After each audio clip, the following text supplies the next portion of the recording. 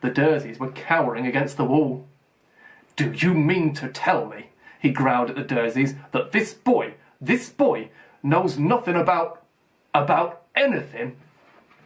Harry thought this was going a bit far. He had been to school, after all, and his marks weren't too bad. "I know some things," he said. I can do maths and stuff." But Hagrid simply waved his hand and said, "About our world, I mean. Your world, my world, your parents' world." "What world?" Hagrid looked as if he were about to explode. "Dursley!" he boomed. Uncle Vernon, who had gone very pale, whispered something that sounded like "Mimble-wimble."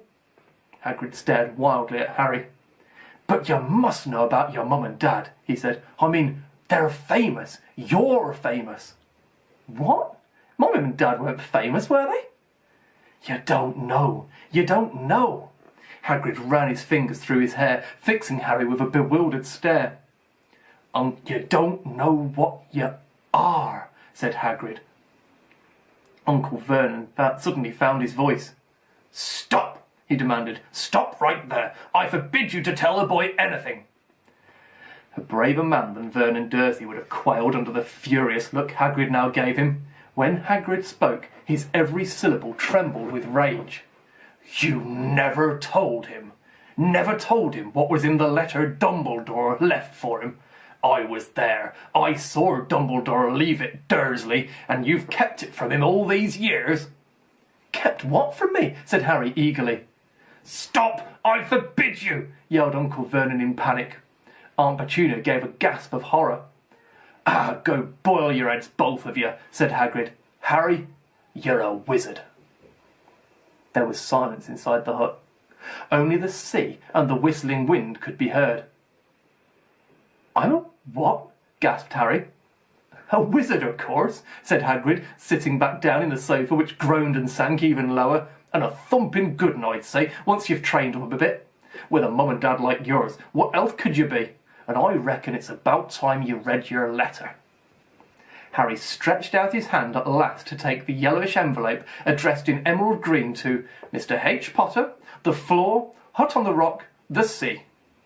He pulled out the letter and read, "Hogwarts School of Witchcraft and Wizardry. Headmaster Albus Dumbledore. Order of Merlin First Class. Grand Sorcerer, Chief Warlock, Supreme Mugwump, International Confederation of Wizards.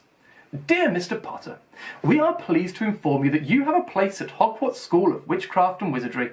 Please find enclosed a list of all necessary books and equipment. Term begins on 1st of September. We await your owl by no later than 31st of July. Yours sincerely, Minerva McGonagall, Deputy Headmistress."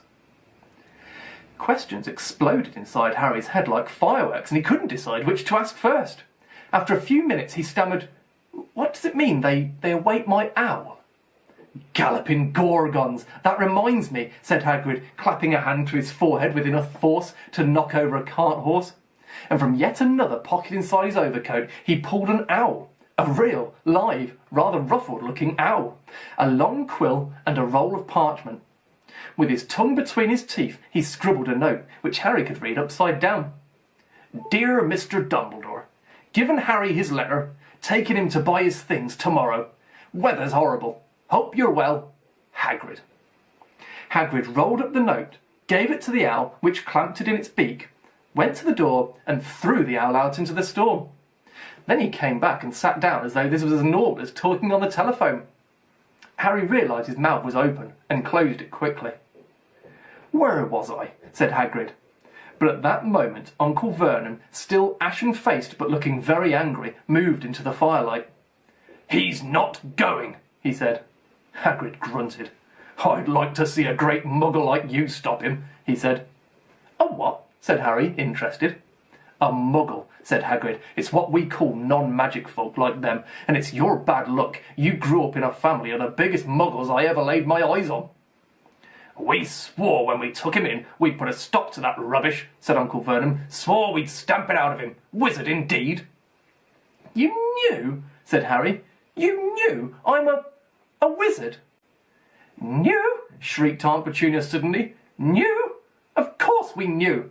Oh, How could you not be? My dratted sister being what she was. Oh, she got a letter just like that and disappeared off to that school and came home